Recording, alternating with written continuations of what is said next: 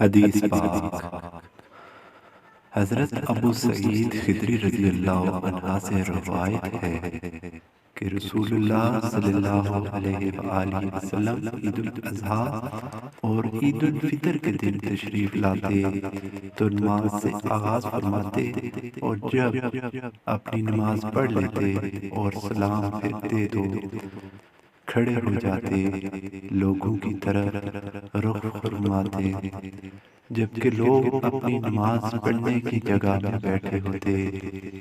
اگر آپ کو کوئی لشکر بھیجنے کی ضرورت ہوتی تو آپ اس کا لوگوں کے سامنے ذکر فرماتے، اور اگر آپ کو اس کے سوا کوئی اور ضرورت ہوتی تو انہیں اس کا حکم دیتے اور فرمایا، صدقہ کرو، صدقہ کرو، صدقہ کرو۔ زیادہ صدقہ عورتیں دیا کرتی تھیں۔ پھر آپ واپس ہو جاتے اور یہی معمول چلتا رہا، حتیٰ کہ مروان بن حکم کا دور آ گیا۔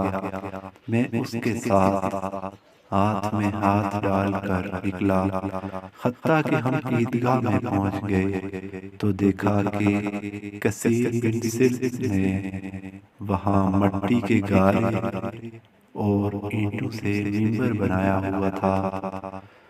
تو اچانک مروان کا ہاتھ مجھ سے کھینچا تانی کرنے لگا، جیسے وہ مجھے منبر کی طرف کھینچ رہا ہو اور میں اسے نماز کی طرف کھینچ رہا ہوں۔ جب میں نے اس کی طرف سے یہ بات دیکھی تو میں نے کہا، نماز سے آغاز کا مسنون طریقہ کہاں ہے؟ اس نے کہا، اے ابو سعید، جو آپ جانتے ہیں اسے ترک کر دیا گیا ہے۔ میں نے کہا، ہرگز نہیں، اس ذات کی قسم جس کے ہاتھ میں میری جان ہے، جو میں جانتا ہوں تم لوگ اس سے بہتر طریقہ نہیں لا سکتے۔